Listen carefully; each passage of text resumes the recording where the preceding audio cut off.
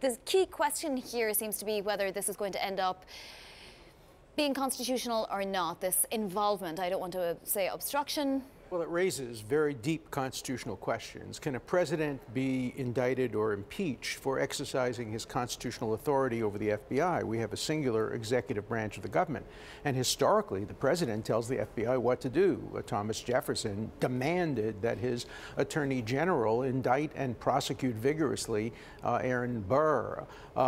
So is there a choice here, or is it laid out somewhere? It's not laid out anywhere. There are choices. So it's a choice for Congress. And there's one option that's good for everybody. Good for Trump, good for America, good for Congress. And that is for Congress not to demand a special prosecutor, but to appoint an independent commission to look objectively in a nonpartisan way at the entire relationship between the Trump campaign and the Trump administration and Russia, including the inadvertent leaking of security information the other day, including the firing of Comey, including the Flynn issue.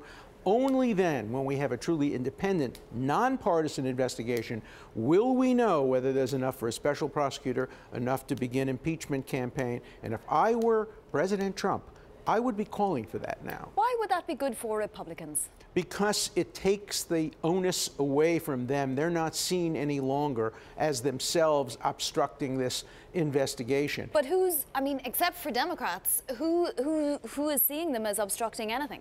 The American people. Are they? I think the American people want to know the truth. Remember, let's not focus on the inside the Beltway issue of did he fire Comey, should he have fired Comey.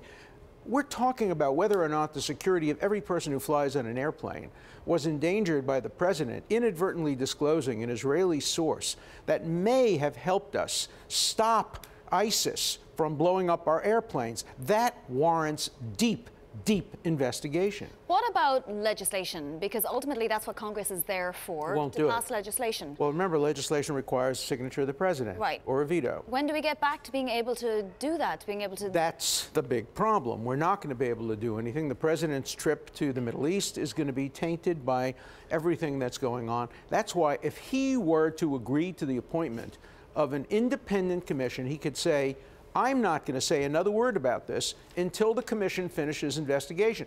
That would allow everybody to get back to the business of governing. What's wrong with the current defense if it becomes something like, well, I suggested it, but of course it was just a casual suggestion, and the FBI is a very independent organization, doesn't need to take suggestions from the president. Yes, it needs to take orders, but it certainly doesn't need to be influenced in any way. Well, that's a reasonable defense, and if you want to have a defense every day to a different charge, he can defend firing Comey. He can say it was an accident that he leaked the material about the Israeli sources. He can say that all he did was make a gentle request. Of course, when the president makes a request, it's a little bit more like The Godfather making a request than it is by you or me calling the FBI. I mean, I call prosecutors all the time, and I say to them, my defendant's a good guy. Can't you lay off of me as a family? That's what we do as advocates, but we're not the president of the United States.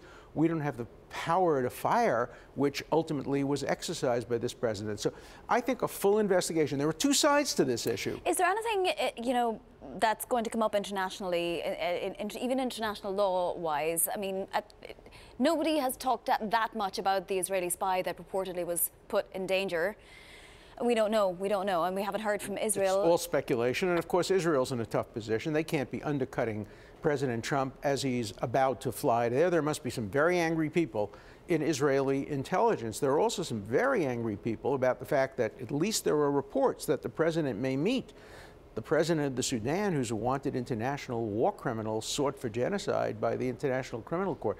I sure hope the president does not shake the hand of that war criminal. Well, and that's a personal opinion, and that's fine, but we also haven't really talked about the Turkish visit yesterday and what might have gone on there. So this is really distracting from things that could, bring up a lot of ramifications and serious ones down the road, no? Well, not only that, but one scandal also drowns out the other. The importance of the leak in the Oval Office to the Russians has been drowned out by the memo by Comey. And I think the leak and the dangers it posed to national security were far more important than whether or not he said to Comey, let it go. that is important, but the other is more important. So every day's story seems to drown out the story of the day before. That's why we need an overarching, independent investigation, nonpartisan, and the American public will trust that. They will not trust an investigation conducted by Republicans. They will not trust an independent prosecutor appointed by a Republican Justice Department. Okay. Only a Next bipartisan question is, are there independents out there that could do it? There are people who have former judges, yes, people who have served under both administrations. That's the way to go.